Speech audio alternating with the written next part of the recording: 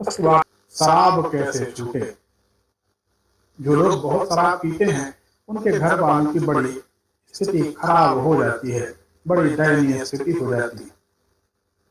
शराब बेचने वाले तो सभी लोग बड़े आदमी बन गए, ये तो आपने देखा ही होगा, लेकिन शराब पीने वालों की दशा खराब हो गई। हमने अपने जीवन काल में शराब पीने वालों को ऐसा देखा है, बहुत कुछ कमाने के बाद भी जिस दिन वो दुनिया से गए हैं, उनकी मृत्यु हुई है, उस दिन उनके घर में उनके अंतिम समय के क्रियाक्रम के लिए भी पैसे नहीं रहते। इतनी खराब स्थिति लोगों की इस शराब के नशे में हो जाती है। पहले तो ये देखा जाए कि मनुष्य की कुंडली में या हाथ में ऐसा कौन सा गुण योग है, दुर्योग है, कौन से ग्रहों का योग है, या कौन सी ऐसी रेखा है जिसके परिणाम स्वरूप मनुष्य शराब का आदी हो जाता है, यानी शराब पीने लगता है।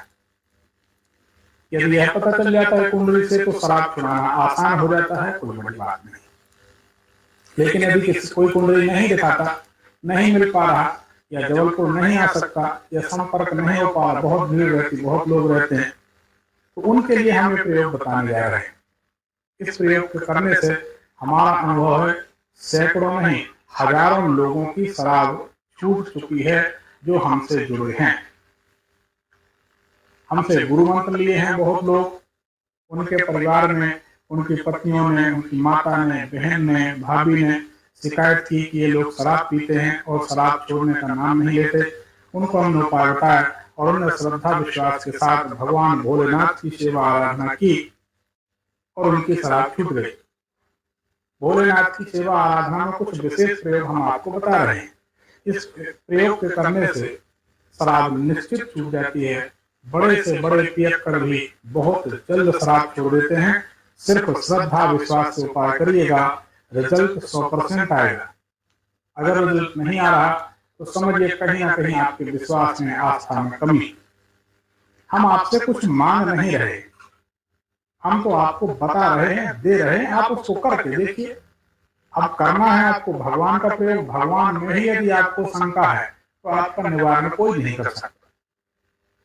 भगवान भोलेनाथ का जल से, पंचामृत से, पंचामृत में दूध, दही, घी से शक्कर आते हैं, इससे हो सके तो अभिषेक करें।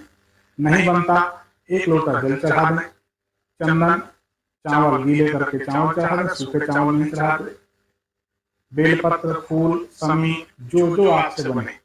हम तो यज्ञ कराते हैं, आप यूट्यूब में हमारे और वीडियो देखिए जिनमें हम शिवलिंग निर्माण कार्यक्रम कराते हैं, यज्ञ कराते हैं।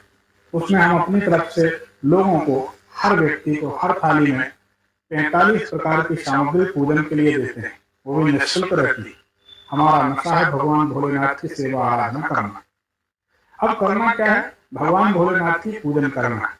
और जैसे बेल के पत्ते होते हैं, 3-3 पत्ते की पत्ती होती है, ऐसे ही एक राहर की पत्ती होती है। राहर बोलते हैं तुअर को। तुअर सभी जानते होंगे, जिसकी दाल आप और हम बड़े शौक से सभी खाते हैं। दाल चावल बनता है, दाल जो बनती है पीली वाली दाल, वो राहर की दाल होती है। राहर की दाल, तुअर की दाल, उसी दाल के पेड़ होते हैं। राहर के इतने बड़े बड़े पेड़ होते हैं, किसानों के यहाँ मिल जाते हैं। किसी न किसी गांव वाले से आप इंतजाम कर सकते हैं। या जो फूल बेचने वाले होते हैं, बेल पत्ती बेचने वाले होते हैं, आप सभी के यहाँ घर में फूल देने वाला कोई ना कोई आता ही होगा, या आप बाजार से मंडी से लाते होंगे, उससे आप मंगा लें राहर की पत्तियां। ओम नमः शिवाय कहते हुए ऐसे चिकना सिरा, जैसे बेलपत्र का चिकना सिरा शिवलिंग की मूर्धा पर रहा करता है, इसी तरह शिवलिंग के ऊपर राहर की पत्तियां चढ़ानी है।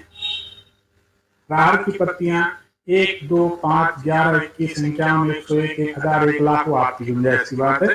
कोई महंगी चीज नहीं है, बाजार की चीज नहीं है। राहर की पत्तियां हैं, खरीद लेनी है, या खुद तोड़ लें, या घर में राहर कितने से बीज लाकर 4 गमलों में, क्यारी में आप लगा दें, उतनी पत्तियां आप चढ़ा नहीं पाएंगे।